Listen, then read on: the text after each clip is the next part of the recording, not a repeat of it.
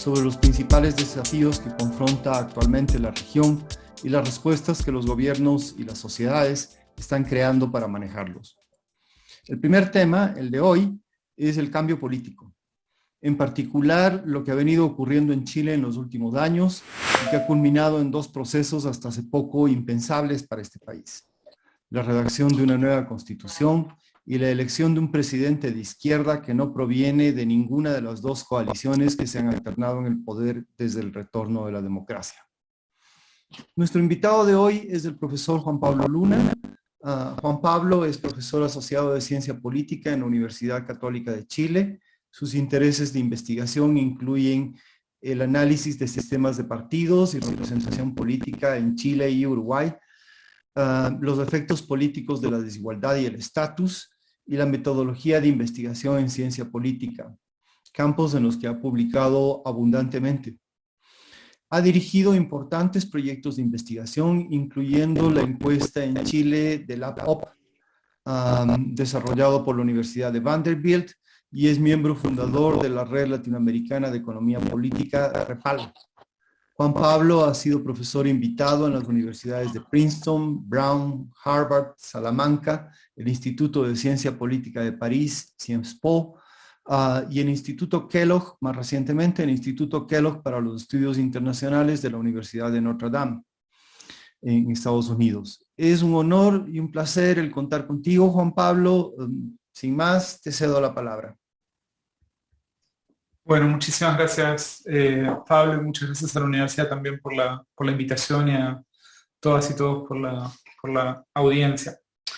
Yo le comentaba a Pablo, y así lo habíamos coordinado, que voy a tratar de hacer una presentación breve, sin PowerPoint, como para dejar el mayor tiempo posible para preguntas y para discusión, que me parece siempre lo más interesante y enriquecedor para todos. En función de eso, digamos, algunas cuestiones, digamos, que a mí me parece sintetizan, digamos, la situación de Chile y lo que ha sido el devenir político del país en estos últimos años, y que eventualmente pueden contribuir a poner el caso, digamos, de alguna manera en perspectiva comparada, ¿sí?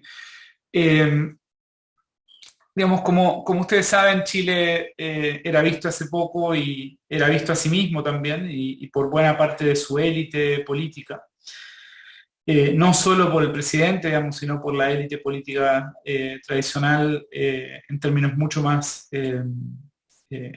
digamos, amplios que el presidente o que la derecha, como un modelo de desarrollo para la región, ¿sí? Y de alguna manera no puede entenderse la crisis política y la crisis social que el país atraviesa sin, digamos, prestar atención de alguna manera a la desconexión, ¿sí?, de ese relato, digamos, articulado por parte de las élites, por parte también de buena parte, digamos, de las ciencias sociales, sobre todo más americanocéntricas, si se quiere poner de esa manera, por los bancos de desarrollo, etc., respecto al éxito del proceso de modernización capitalista que el país había vivido desde 1990, pero también sobre la base del modelo heredado de la dictadura.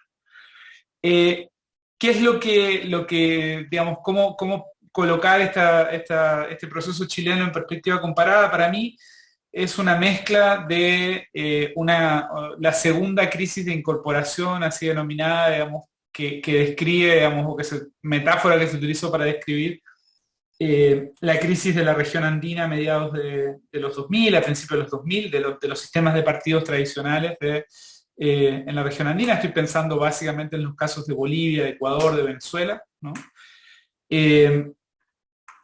Digamos, donde hay una demanda por grupos que se sienten fuera del sistema, de incorporación y que de alguna manera desbordan al sistema a partir de la protesta, ¿sí?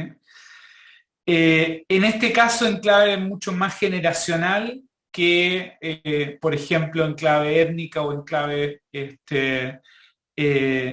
más socioeconómica, ¿sí? Aquí hay un componente generacional, digamos, en este proceso bien marcado, y podemos hablar de eso más adelante. Y al mismo tiempo la crisis chilena tiene, digamos, rasgos de esas crisis de los sistemas de partidos tradicionales de la región andina, ¿sí?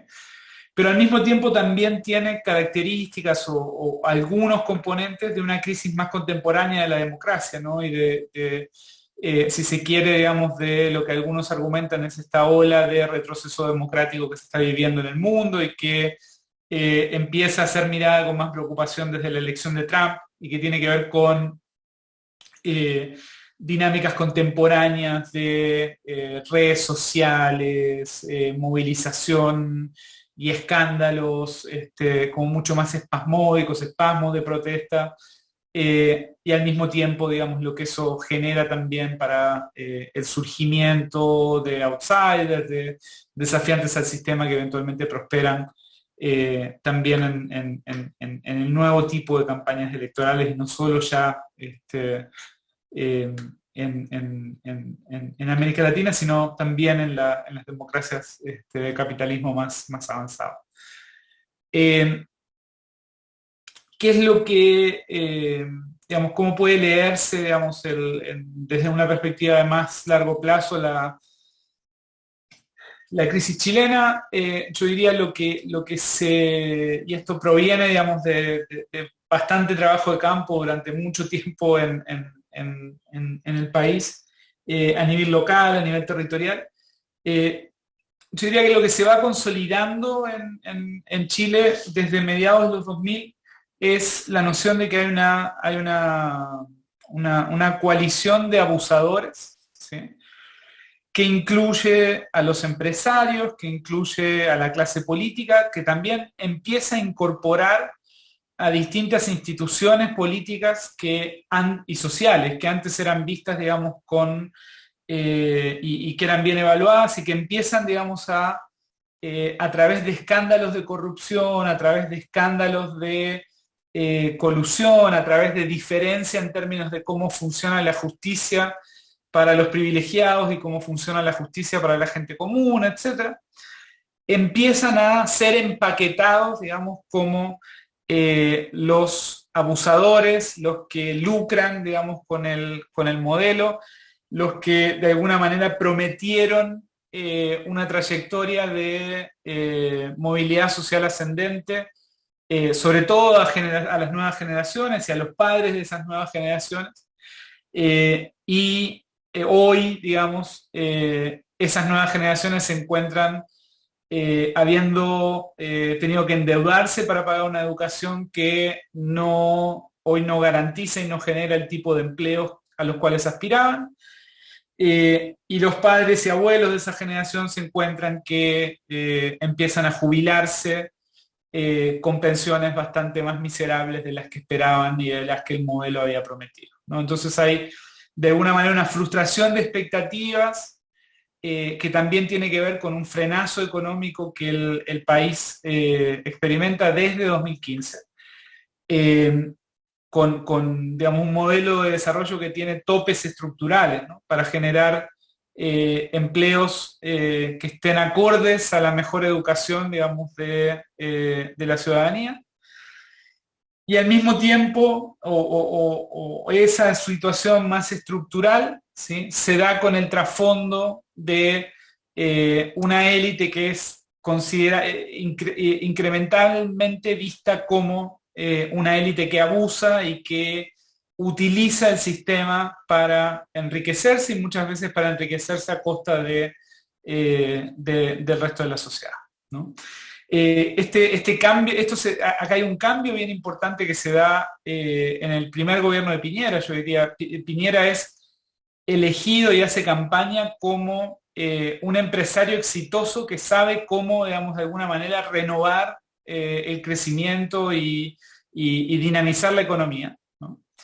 y muy rápidamente, apenas empieza el gobierno, digamos, y tiene esta promesa del gobierno de los mejores, de traer gente de la empresa que no esté acostumbrada a las grisuras del Estado y de la política tradicional. Y muy rápidamente eso muta en un fuerte sentimiento de una élite empresarial abusadora y abusadora por medio de la corrupción y de la corrupción de la clase política. Y eso termina, digamos, de cristalizar en el gobierno de Bachelet con el escándalo, digamos, que de alguna manera le cuesta luego del primer año el gobierno a Bachelet, que es el escándalo que involucra a su hijo y a su familia. En función de eso, en Chile, digamos, o en este trayecto, se da, digamos,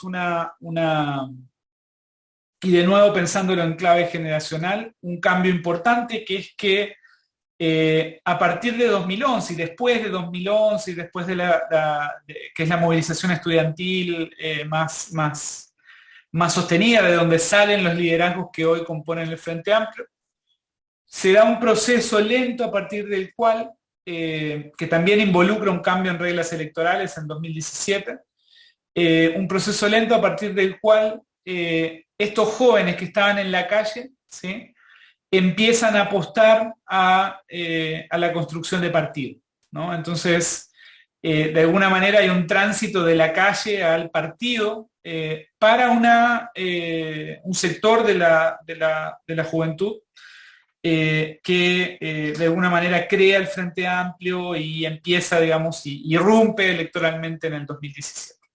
¿Sí?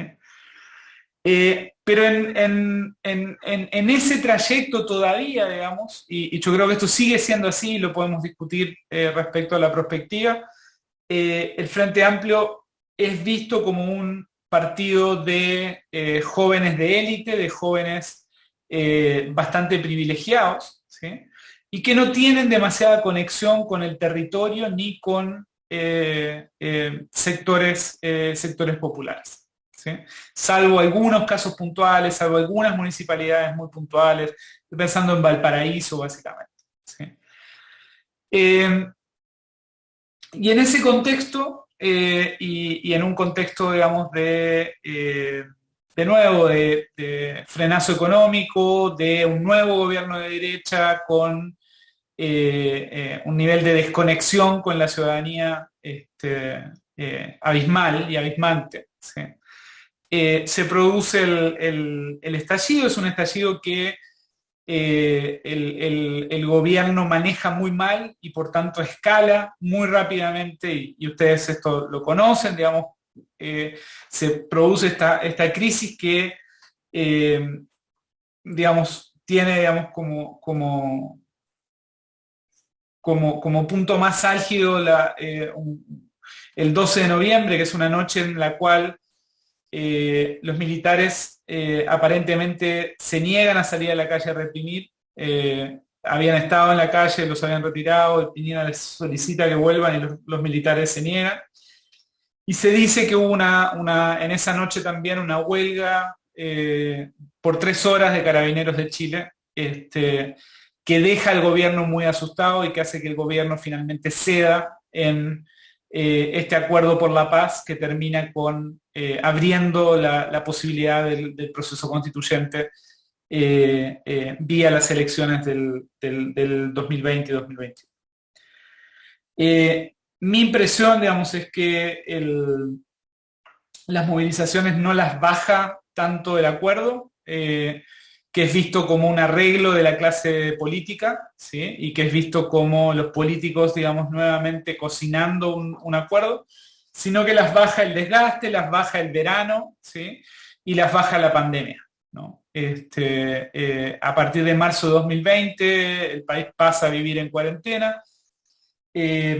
Había mucho temor de ese marzo y la cuarentena, digamos, descomprime políticamente la situación.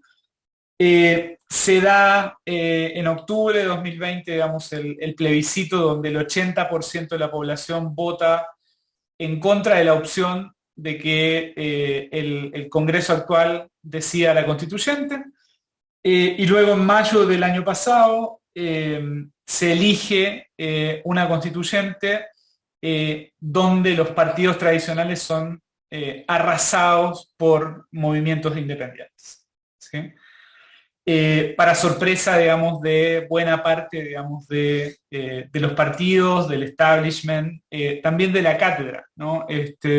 Nosotros estábamos haciendo el pronóstico electoral de esa noche para CNN Chile y nos costó muchísimo que el canal abriera la categoría de independientes a las distintas listas de independientes, porque pensaron que iban a ser muy pocos, ¿no? Y tuvimos que pelear hasta último momento diciendo, no, miren, puede que haya una irrupción de independientes fuerte, lo venimos viendo en el terreno, etc. Ellos pensaron que los independientes serían un 10%, ¿sí? Y terminan siendo una parte importante de la asamblea.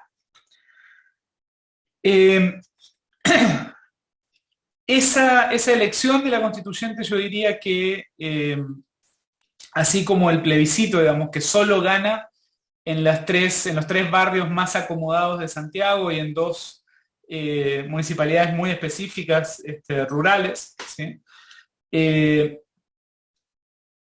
Termina, digamos, de alguna manera dejando como muy descolocada a la élite y mostrando, digamos, que acá había un movimiento ciudadano bastante más amplio de lo que se esperaba. Y se empieza, digamos, a tensionar mucho, digamos, el sistema, sobre todo desde la élite, ¿sí? En torno a una polarización izquierda-derecha, ¿sí?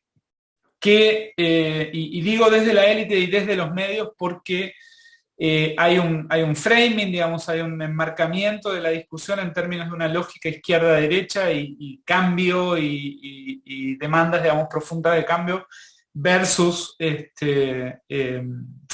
la derecha más conservadora, versus quienes, la derecha ahí empieza, digamos, a generar un discurso en contra de la violencia y de los cambios que empiezan a ser empujados por la vía violenta, asociando eso al estallido. Y se da, digamos, un proceso de polarización en la élite que de alguna manera está muy desconectado de la ciudadanía, ¿no?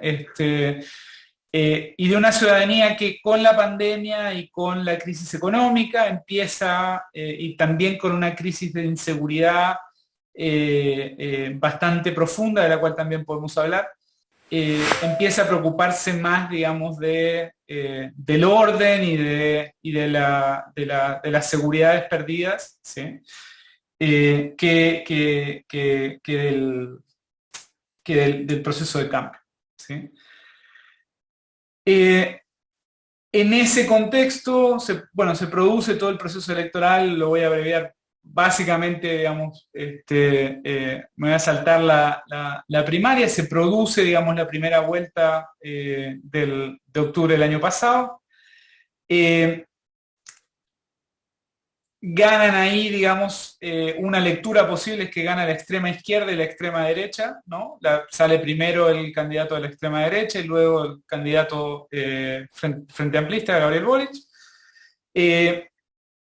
Mi lectura es otra, mi lectura es, son barridos en buena medida los partidos y los representantes del sistema de partidos tradicional.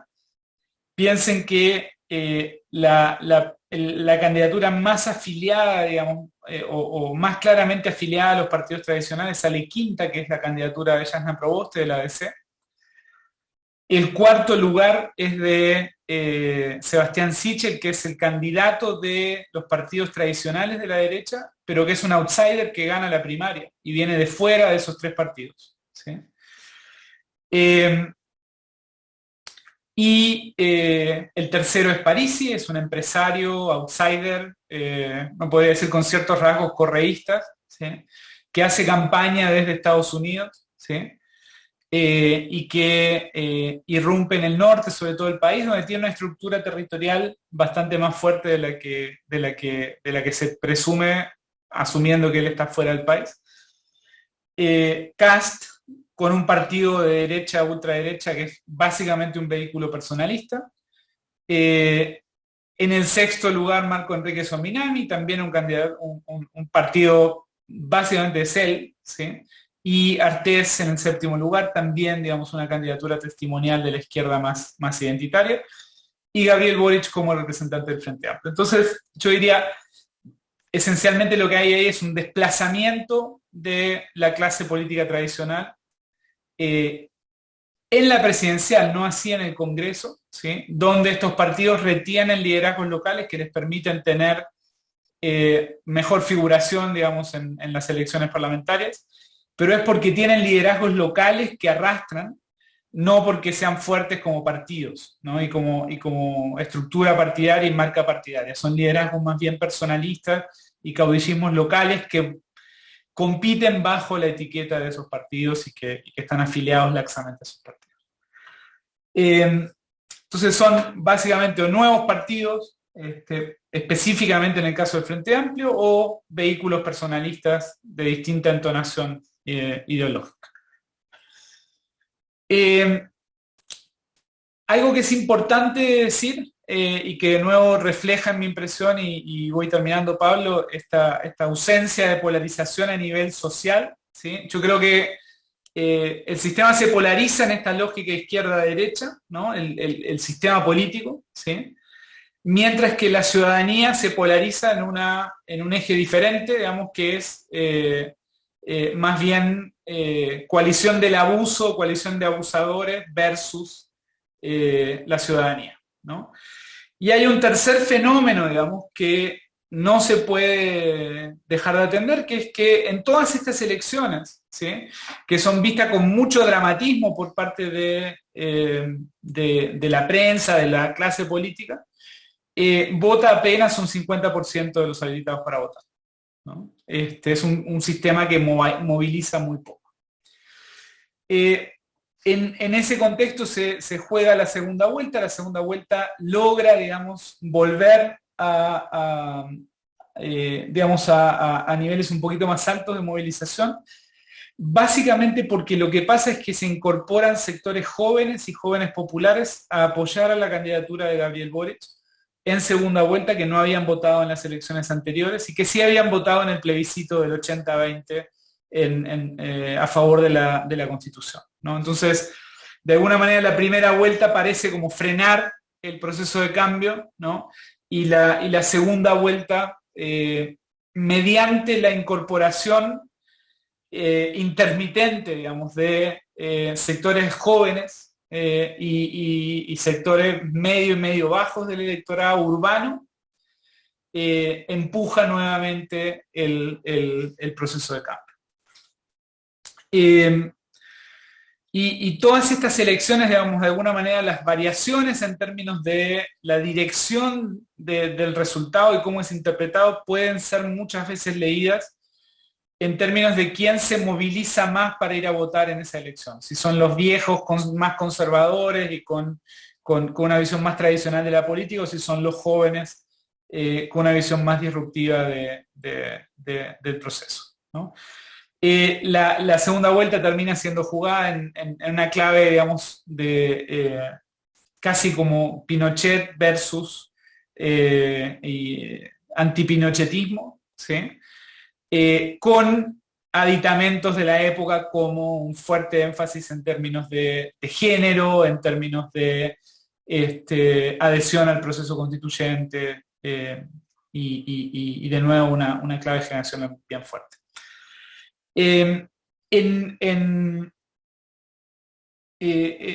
Como ustedes saben, gana Gabriel Boric, gana con distancia, ¿sí?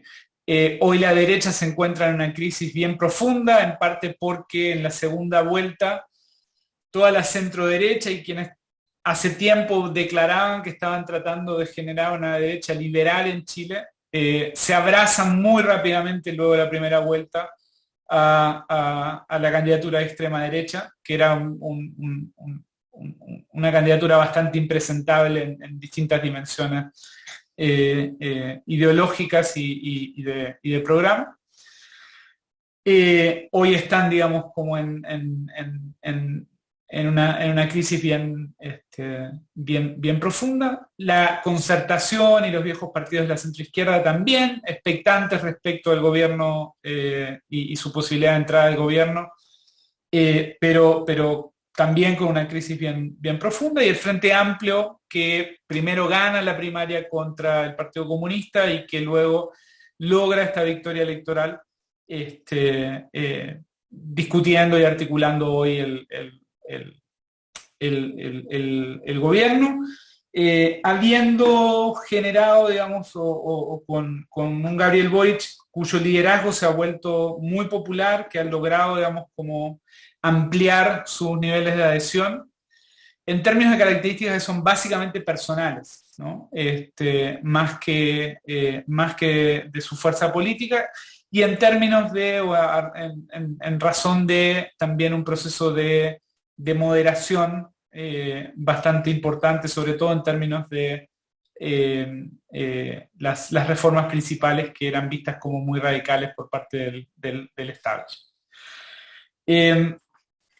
¿Cuáles son los desafíos hacia adelante? En primer lugar, el proceso constituyente, que termina en julio, que le queda muy poco tiempo, que está bastante desordenado todavía, y donde el Frente Amplio tiene un rol importante en la Asamblea Constituyente, y eso es un arma de doble filo para el gobierno, que tiene que garantizar la autonomía al proceso, y que si le empieza a ir mal al gobierno y si le empieza a ir mal rápidamente, sobre todo con un frente económico que se ve bastante gris, oscuro más bien, digamos, una rápida caída en la popularidad de Gabriel Boric podría eventualmente poner en riesgo el plebiscito de salida, ¿sí? que está contemplado en el proceso constituyente.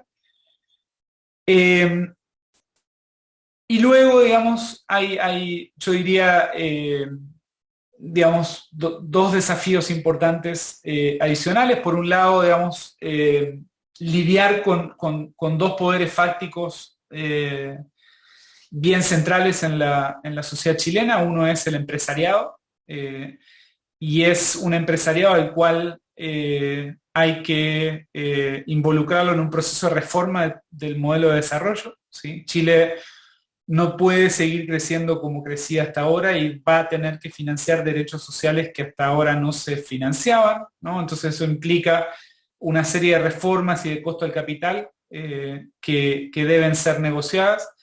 Es un capital con mucho poder estructural e instrumental, y que está acostumbrado a manejar el país casi, digamos, de forma autónoma del resto de los integrantes de la sociedad, ¿no? La ventaja es que es un capital que está muy asustado y muy golpeado por lo que ha sido el estallido y de alguna manera esta crisis que no vieron venir en su oasis latinoamericano, ¿sí? Y por otro lado, un problema que el otro poder fáctico que es bien complicado de gestionar es el de carabineros y el de las fuerzas policiales, en un contexto donde hay un crecimiento importante de los fenómenos de crimen organizado, también de criminalidad común, y donde hay un conflicto abierto en la Araucanía de muy difícil solución. Esto no es solo un conflicto étnico, hay otros componentes ahí que también tienen que ver con crimen organizado, que tienen que ver con ilegalidad también propiciada por parte de las empresas y de las empresas forestales, ¿sí? Que hace de ese tema un tema bien complejo, y un muerto más en la región de la Araucanía puede generar problemas rápidos para el gobierno, ¿no? Y el punto es tanto el control del orden o del crimen organizado como del tema de la Araucanía depende de la relación que el gobierno logre establecer con la policía. Es una policía que al mismo tiempo el Frente Amplio ha declarado querer reformar, que tiene problemas de corrupción bastante profundos y que tiene problemas también de reputación en función de lo que ha sido, digamos, su represión de la marcha, la protesta, etc. ¿Sí? Y finalmente, el último desafío que tiene el Frente Amplio es que no tiene organización política territorial, ¿no? Es básicamente un partido de aire, ¿sí? Con muy poca estructura política a nivel territorial, con algunos municipios ahora, ¿sí?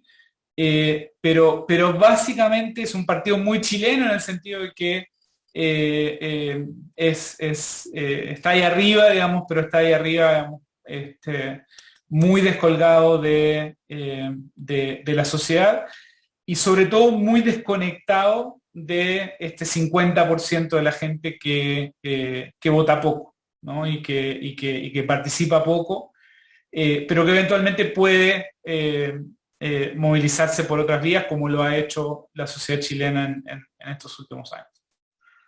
Eso.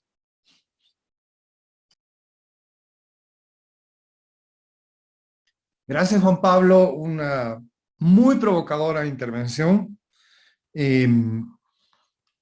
Voy a empezar entonces con las preguntas del público.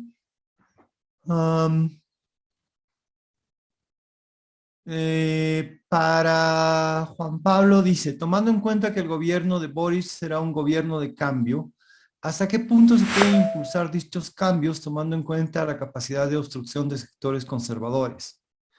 Y la segunda pregunta me parece que de alguna manera la respondiste, aunque apunta a algún otro elemento también. Dice, ¿hay alguna relación del Frente Amplio con los nuevos actores populares que emergieron en el camino hacia la constituyente? No veo ninguna otra pregunta en el chat. Yo tengo una pregunta que me parece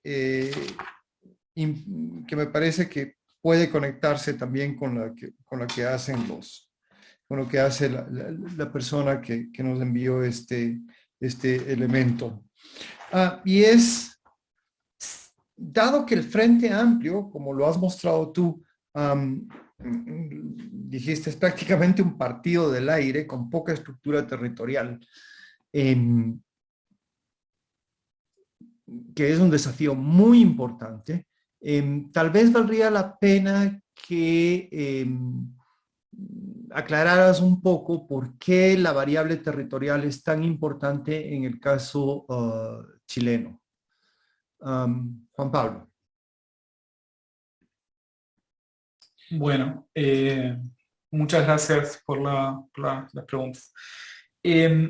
A ver, en términos de los cambios y hasta qué punto se pueden impulsar esos cambios, yo diría que hay dos frentes acá, o tal vez tres, digamos, pero por un lado hay un cambio en términos hay un cambio importante que después de lo que han sido estos tres últimos años en Chile, yo creo que genera mucha ilusión, que es el cambio en la figura presidencial, ¿no? Y no por la figura presidencial en sí, sino por lo que eso refleja respecto a un gobierno más cercano, más empático, un liderazgo como mucho más humano, ¿sí?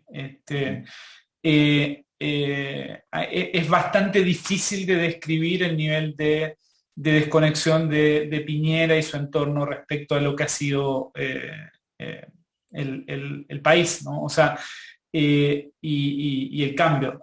Algo muy llamativo es Piñera debe ser probablemente el presidente de los últimos 20 años que ha dado más conferencias de prensa, cada una más inocua que la anterior, ¿no? O sea, entonces, el nivel de inoperancia del gobierno y de incapacidad de mover la aguja y de rabia que genera, ¿sí? Yo diría es un cambio importante, ¿no? Este es un gobierno que impotente desde hace por lo menos 3 años, ¿no? Y eso se ve muy bien, digamos, en términos de, por ejemplo, una agenda en la cual la derecha tiene usualmente más reputación que la izquierda, que es la seguridad pública, a nivel de desgobierno, a nivel de desborde de la legalidad, de irrupción de la informalidad, avance de la informalidad en Chile es bien brutal. En segundo lugar, hay cambios que tienen que ver con la gestión, ¿no? Y no tanto con cambios legales, ¿sí? o con cambios, digamos, que pasen por el legislativo.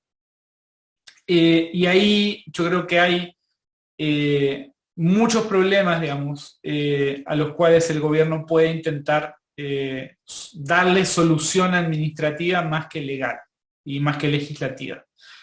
El punto es si lo puede hacer o no, pero eso depende menos de los fácticos y depende mucho más de su capacidad de gestión de política pública, ¿sí? Yo tengo mis dudas respecto a esa capacidad de gestión, pero en ese caso no tiene tanto que ver con la correlación de fuerzas, sino más bien con incapacidades propias. Y en términos de cambio legislativo, mi impresión es que este gobierno va a tener muy pocas balas para hacer cambios y reformas legislativas importantes, y que el gobierno, aunque no pueda decirlo, debiera apostar a el primer año a lograr la aprobación de una nueva constitución que de alguna manera desempate en clave más legislativa y en clave más de dinámica de gobierno, y logre eventualmente ir empujando cambios una vez que esté aprobada y empiece a ser implementada la nueva constitución, ¿no? Creo que por ahí va más la posibilidad del gobierno, más que el de introducir reformas muy agresivas, muy rápido, para las cuales no tiene piso legislativo, ni siquiera es que tenga que enfrentar poder estructural o instrumental más descarnado, es que no tiene piso legislativo. Respecto a la relación del Frente Amplio con los nuevos actores populares, yo diría que es bastante tenue y es bastante tentativa, ¿sí? Y de alguna manera se da y se produce más en la segunda vuelta por rechazo a la candidatura de la derecha y por miedo a la candidatura de la derecha, que por un proceso de adhesión más genuino de los movimientos sociales y de los movimientos que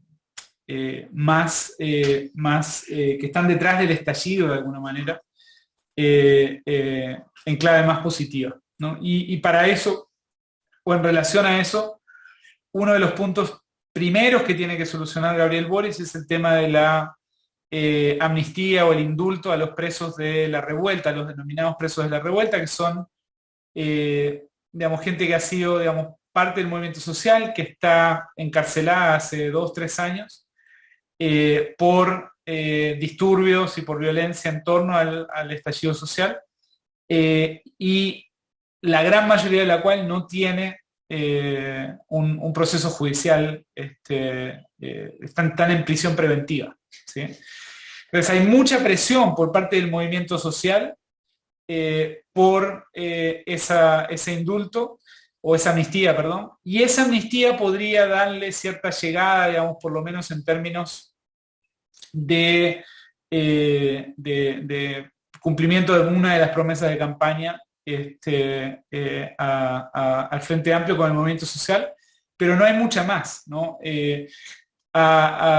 Yo les cuento, digamos, una anécdota más personal. O sea, yo soy bastante cercano a varios de los líderes del Frente Amplio, de sus épocas en la universidad, y hemos mantenido esta relación. Y la semana después o sea, no sé, esto fue el 18 de octubre, pongan el 25 de octubre recibo la invitación para conversar de un par de ellos, ¿sí? Que hoy están encabezando el gobierno, y me dicen: Juan Pablo, no sabemos qué hacer, nos están llamando de la moneda para que paremos la movilización, y nosotros no tenemos nada que ver, no sabemos quiénes son, no sabemos de dónde salieron, ¿no? Y también salimos a la calle y también nos pegan a nosotros, ¿no? Por eso yo decía, digamos, que había una separación muy fuerte, digamos, entre el movimiento social y el Frente Amplio. La mala onda se ha ido limando, pero hay que ver hasta cuándo y hasta dónde, ¿no? Y cuánto aguanta eso cuando el gobierno tenga que tomar decisiones dolorosas como gobierno y no ya como una propuesta de gobierno. Y en términos de la pregunta sobre el territorio que hacía Pablo, Chile explota mucho antes a nivel territorial que a nivel nacional, ¿no? Hay como microestallidos desde principios de los 2000 en distintos territorios. La protesta, esto es algo que se ve en clave latinoamericana también, sobre todo en torno al neoextractivismo, en torno a episodios de contaminación, episodios de salud, de educación, ¿no? A nivel local, las comunidades, digamos, se articulan y protestan muy fuertemente, ¿no? Entonces, el no tener, digamos, llegada y de alguna manera permeabilidad a nivel territorial es un problema. Les cuento otra pieza de información, digamos, respecto a eso, bien breve. Eh, yo fui a Antofagasta, que queda en el norte, que es uno de los lugares donde gana Parisi, digamos, este outsider que hace campaña en Estados Unidos, el lunes siguiente de la primera vuelta, ¿no? Y fui para tratar de entender cómo había pasado eso, ¿no? Y empiezo a preguntar y la gente me dice, bueno, es que acá no apareció nadie, ¿no? Y el único que apareció fue Parisi, ¿no? Y él apareció no solo por Zoom, no solo por YouTube, sino también con ciertos liderazgos territoriales. Y en la segunda vuelta, y esto es muy importante, Gabriel Boric recluta el liderazgo de Isquia Siches, que es la presidenta del Colegio Médico, que es la principal opositora a Piñera durante toda la pandemia, ¿no? Ella es una médica joven, sin trayectoria en la militancia política, ¿sí? Pero con una militancia gremial que en la segunda vuelta se suma a la campaña de Gabriel Boric y que hoy es probablemente la figura presidencial para el próximo ciclo electoral, ¿no? Muy potente ese liderazgo. Y ella, que es del norte, tiene origen, digamos, también indígena, digamos, en el norte de Chile. Se sube a un bus y hace 2.300 kilómetros de territorio desde el norte hacia el sur, ¿sí?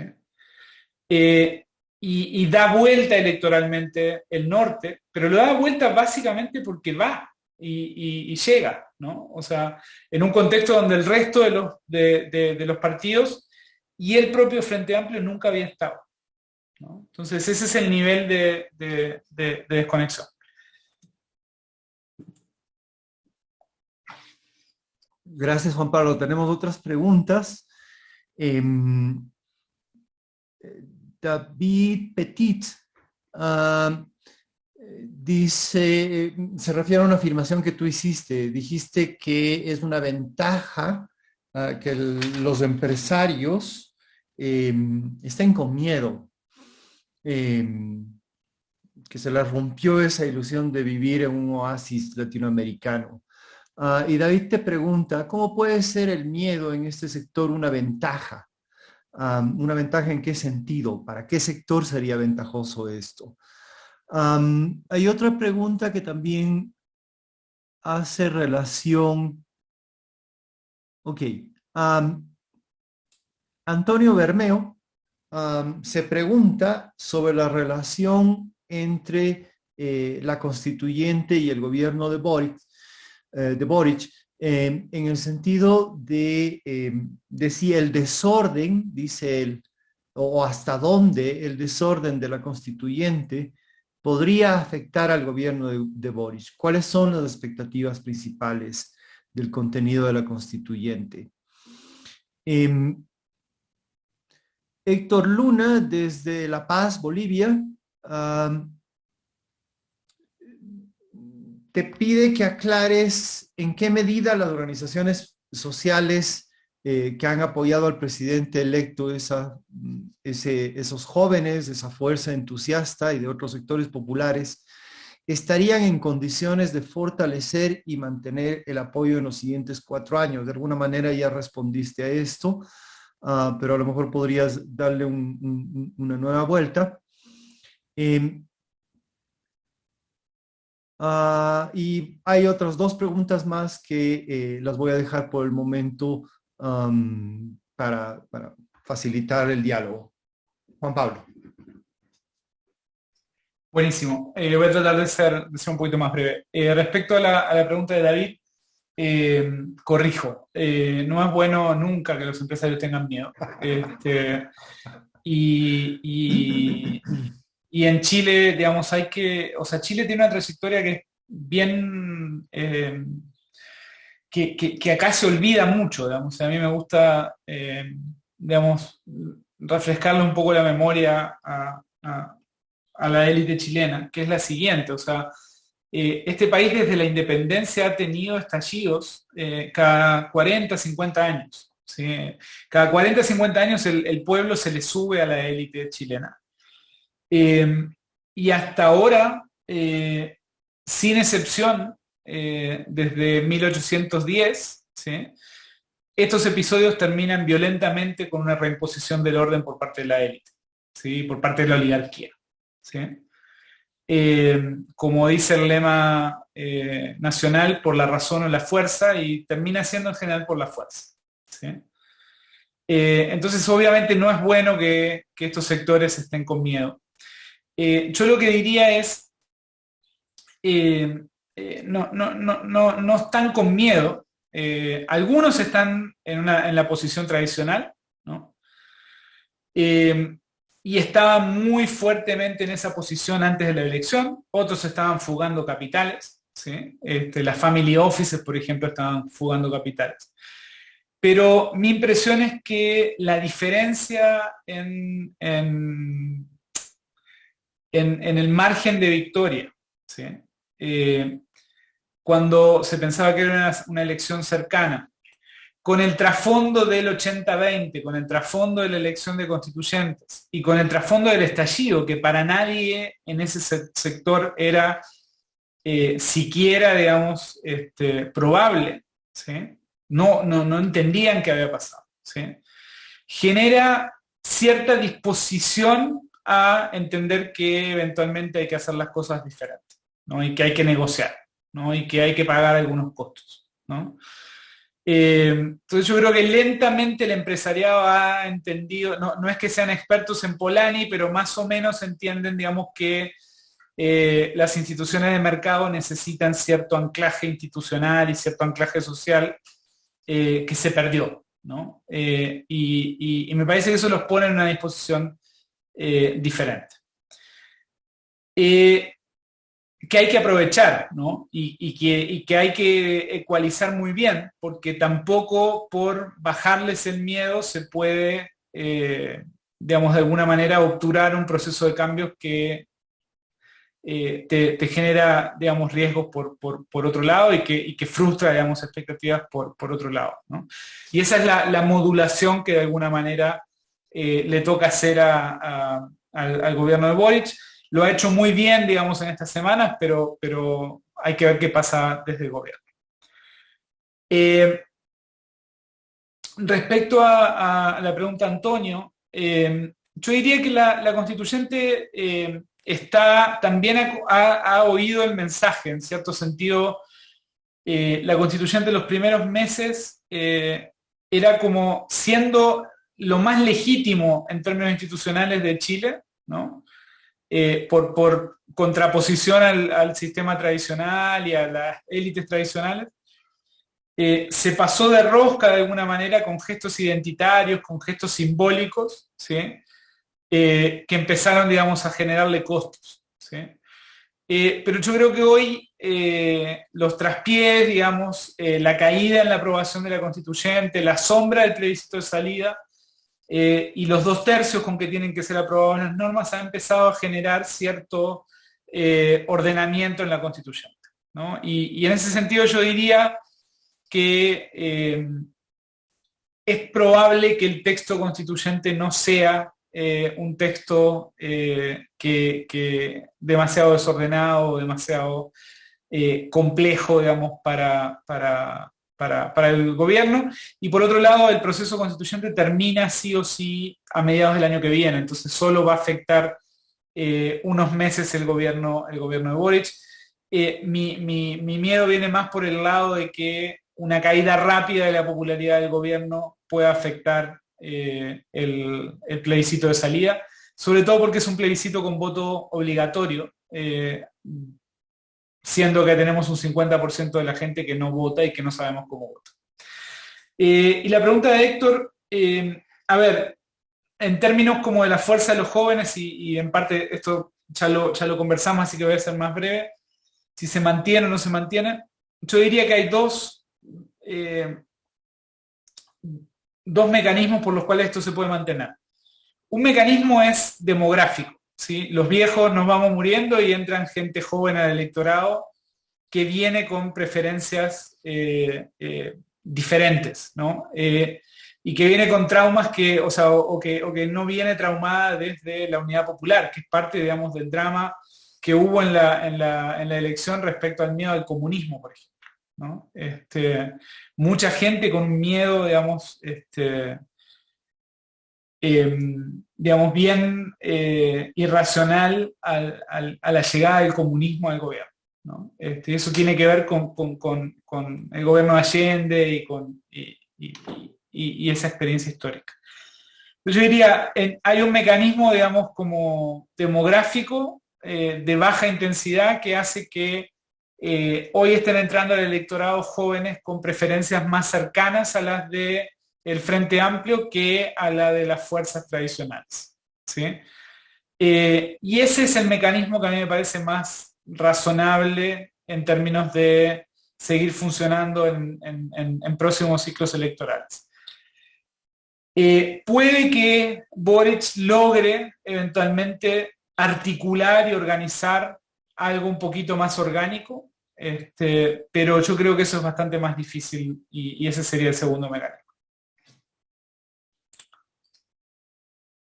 Gracias, Juan Pablo. Tenemos dos preguntas más y yo voy a usar mi lugar como moderador para plantear otra pregunta y con esto creo que podríamos terminar por el momento. Luis Ernesto Guerra, desde Ecuador, se pregunta concretamente si se podrá desmantelar un aparato represivo enquistado en los carabineros, la policía y el ejército. Se pregunta si se logrará develar y desnudar 48 años de impunidad. También tiene una pregunta sobre el proceso constituyente, pero acabas de responderlo. Daniela Leighton se pregunta acerca de cuáles son las propuestas de descentralización actuales en Chile, pensando, dice ella, sobre todo en la diversidad étnica en el norte de Chile. Y también se pregunta sobre el factor étnico, cómo se está gestionando la participación de la diversidad de los pueblos indígenas. ¿Hay una tensión de alguna manera o una preponderancia de las demandas mapuche por encima del de otras nacionalidades indígenas? También se pregunta, Daniela, acerca de la relación entre lo que ella llama el bloque Boris Jackson y el Partido Comunista Chileno. Yo tengo una pregunta final con relación a lo que tú decías sobre estos ciclos de enfrentamiento entre los sectores populares y la élite o las élites en Chile. Cuando eso ha ocurrido, decías tú, cada 40, cada 50 años, se ha suscitado una coalición autoritaria que desde arriba vuelve a imponer el orden. Y de alguna manera lo que parecería ser que se está jugando en este momento es la posibilidad de la conformación de una coalición golpista, una coalición autoritaria nuevamente, o la posibilidad de forjar un acuerdo para lograr un estado de bienestar. ¿Cómo le ves a esas posibilidades? Juan Pablo. Bueno,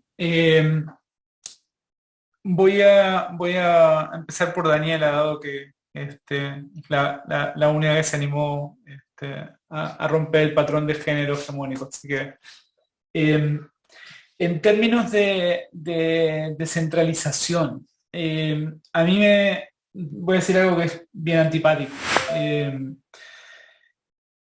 Yo creo que sin duda, digamos, vamos hacia una mayor descentralización del poder en Chile.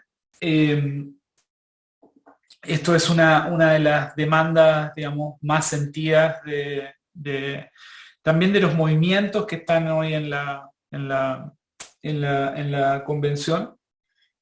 También por parte de Gabriel Boric, ¿no? O sea, él es de regiones, ha empujado mucho el tema de la descentralización, ha hablado ya, digamos, de que le va a dar mucho más peso a los gobernadores regionales, ¿sí?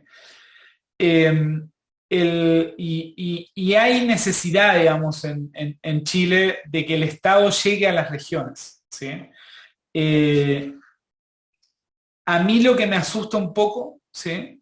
Y esta es la parte más antipática de la respuesta, es no tanto una descentralización administrativa, sino una descentralización política en un contexto de básicamente ausencia de un sistema político a nivel nacional, ¿no? Entonces, de alguna manera lo que termina de hacer la descentralización o de consagrar la descentralización es básicamente la desaparición de las estructuras políticas más nacionales. Ustedes lo han vivido también en Ecuador, y aunque con otra lógica, ¿no? Entonces, yo creo que parte del problema con la descentralización tal como se la está pensando, ¿sí?, que es más política que administrativa o fiscal, ¿sí?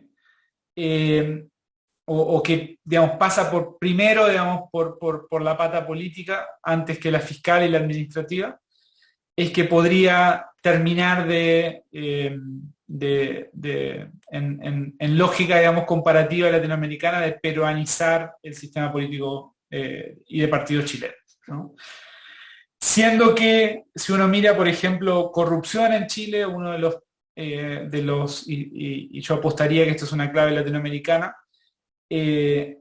lo más corrupto en Chile son las municipalidades, ¿no? O sea, cuanto más local uno se va, más se encuentra estos caudillismos locales, medio neofeudalistas, sobre todo en contextos socioeconómicos más bajos, ¿no? Entonces, pero también en las municipalidades ricas ha habido desfalcos y escándalos de corrupción bien potentes. Entonces, yo creo que va a haber mucho más descentralización en la nueva Constitución. Tengo miedo de lo que eso significa. En términos sobre todo de la estructura del sistema político. En términos étnicos, me parece que claramente también, digamos, va a haber un empuje, digamos, se va a consagrar el multiculturalismo, sin duda. Es posible, digamos, que se generen espacios de autodeterminación y de autonomías, ¿sí? Y yo diría que ese es como el piso mínimo, ¿sí? Y es un piso mínimo que también es demandado, por ejemplo, por los pascuenses, o sea, no solo por los mapuches, ¿sí? Pero creo que la centralidad de los mapuches tiene que ver más con lo agudo del conflicto de la Araucanía y cómo el conflicto de la Araucanía se ha vuelto cada vez más complejo para el Estado chileno, más que con un tema puramente, digamos, que tenga que ver con el predominio de los mapuches en la discusión sobre la autonomía indígena, ¿no? Y en el caso de la Araucanía, yo diría, tú hacías una pregunta respecto a la militarización, que es un tema central, pero parte importante, digamos, del problema ahí es que hay varios grupos mapuche que ya han desconocido al liderazgo mapuche que está en la convención, ¿no? Y que están básicamente empujando, digamos, por básicamente una secesión, ¿no? Ni siquiera autonomía, ¿no? Entonces eso hace que el manejo del conflicto escape de alguna manera a lo que pasa en la constituyente, porque hay una impugnación desde sectores mapuches más radicales del proceso constituyente y de la vía institucional y del Estado chileno, ¿no? Entonces, hay mucho que se puede avanzar en términos de restitución de tierras, por ejemplo, ¿sí? Pero la constituyente no va a solucionar el conflicto es un conflicto de muy difícil solución y que tiene otros contornos, digamos, como yo decía al principio, digamos, que escapan también a la reivindicación étnica o incluso a la reivindicación por tierras y por tierras ancestrales. La pregunta Boric Jackson versus PC, yo creo que es más una exageración por parte de la prensa. Yo de nuevo veo que ahí hay una clave generacional. Tanto Camila Vallejo como Carol Cariola y como los liderazgos Iracy Hasler, los tres liderazgos femeninos y jóvenes del Partido Comunista, han sido muy cercanos, digamos, a Boric y Jackson.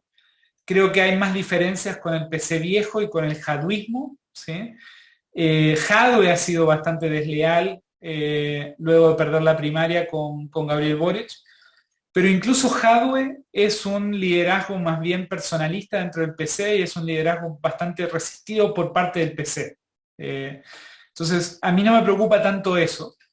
Donde yo veo un potencial conflicto es entre Jackson, ¿sí? Que es como la mano derecha de Gabriel Boric y probablemente quien desde el Frente Amplio se perfila como una próxima candidatura posible, y Isquia Siches, que viene de afuera, pero que con su irrupción en la segunda vuelta, en base a la popularidad que consiguió en oposición a Piñera durante la gestión de la pandemia, se convierte como una desafiante importante a los liderazgos tradicionales del Frente Amplio, ¿no? Y que llega con su propia gente al gobierno y que llega con mucho poder al gobierno. Entonces ahí hay un triángulo que no pasa por el PC. Isquia Siches tiene una militancia pasada en el PC, en las juventudes del PC, pero no es PC. Respecto a la pregunta de Luis Ernesto de Carabineros, yo diría que el problema es el de toda reforma policial, ¿no? O sea, el problema con la policía es que uno no puede sacarla de la calle, reformarla y volver a ponerla en la calle, ¿no? Entonces, y que buena parte de lo que te pase como gobierno tiene que ver con que Carabineros te sea mínimamente leal, ¿no? Entonces, ahí está la dificultad, ¿no? Y por tanto yo creo que esto va a ser una reforma que tiene que apostar a nuevas generaciones y que tiene que ser una reforma más bien gradual, ¿no? y paulatina, y que lamentablemente no puede ser una reforma como, con la rapidez que a muchos nos gustaría tener, ¿no? La otra clave es constitucional, ¿no? Yo no sé si ustedes saben, esto es bien absurdo, pero el ministro del Interior en Chile no decide dónde se hace dónde va la policía, ¿no? Eso lo decide la policía, Carabineros autónomamente. Y no tiene ni siquiera por qué dar la información al gobierno de dónde está destinando oficiales, ¿no? ¿Por qué hay más policías en tal lado que en tal otro? Eso lo define Carabineros autónomamente. Y eso tiene que ver con su autonomía constitucional, ¿no? Entonces, esencialmente en este país no hay control civil de las policías, ¿sí? Y eso tiene claves constitucionales, ¿no? Entonces, lo que hay que reformar son leyes orgánicas que están en la Constitución del 80 y que le dan esa autonomía a Carabineros. Y creo que esa es una de las claves fundamentales para ir encaminando la reforma, ¿no? En términos de la pregunta de Pablo, yo diría que la ventaja de alguna manera en términos de una reimposición del orden más tradicional es que hoy las Fuerzas Armadas, digamos, dentro de todo están bastante reformadas y no están disponibles, digamos, para una reimposición del orden más tradicional. No lo estuvieron durante el estallido, por ejemplo, ¿no? Cuando salieron a la calle tuvieron un comportamiento bien diferente al de Carabineros, por ejemplo. Y creo que no hay piso hoy para sostener una reimposición del orden más tradicional. Sí, lo hubiera habido, digamos, con una estrategia más bolsonarista, ¿no? Si Kast hubiera logrado ganar la segunda vuelta. Creo que esa era la apuesta, y es una apuesta que hoy desde la derecha se reconoce como una apuesta fallida, ¿no? Creo que esa fue la apuesta de reimposición del orden. Y creo que hoy se reconoce que hay un techo, ¿no? Y es un techo que es bastante bajo, ¿no? Y que probablemente siga bajando con este reemplazo generacional. Y por tanto hay más bien, digamos, un impulso renovador en la derecha, que hay que ver dónde termina, pero por lo menos me parece que es una de las corrientes más. Yo creo que de hecho, la centro derecha que abrazó a Kast hoy está diciendo que no quiere formar alianza con Kast, sino que Kast va a estar a la derecha y ellos van a tener algo más hacia el centro, digamos, como coalición de oposición, ¿no? En ese sentido, yo diría que hay una fragmentación que de alguna manera hace imposible por ahora pensar en una reimposición del orden a la tradicional. El punto es si eso no necesariamente te lleva al otro camino, ¿no? Al del welfare state, ¿no? También lo que podés tener es básicamente status quo con una muerte más lenta, ¿no? Y sin que el proceso de cambio se profundice. Yo creo que eso depende de la capacidad del gobierno de Boric de sostener su popularidad y de empujar un proceso de pacto social que tiene que ir mucho más allá de lo que logra hacer la Convención Constituyente, y que tiene que ver con digamos, un pacto social más a la europea, ¿no? Y si se puede fraguar algo como eso en Chile. El principal desafío que tenés para eso es que tenés que articular sectores populares que no tienen sindicatos, que no tienen partidos, que están súper fragmentados en términos territoriales, y que van a estar y están ya hoy, digamos, bastante asfixiados por la urgencia económica, ¿no? Entonces, yo diría ese es el desafío fundamental, articular,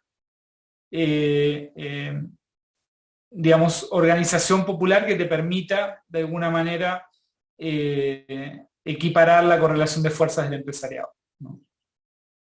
Más allá del resultado electoral, que es bastante etéreo, ¿no? En ese sentido.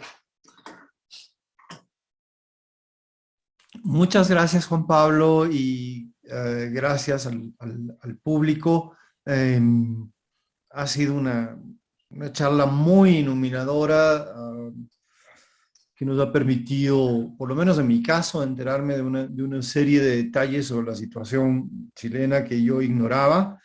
Muy, muy informativa, y también creo yo que muestra claramente que el cambio político, incluso en una sociedad altamente movilizada como la chilena, es un desafío realmente complicado en América Latina, que depende mucho de la habilidad de las élites gobernantes para llevarlo a cabo. En el caso de Chile, la élite del FA, la que acaba de llegar. Como buena conversación académica, nos dejas con más preguntas que respuestas, lo cual a mí me encanta.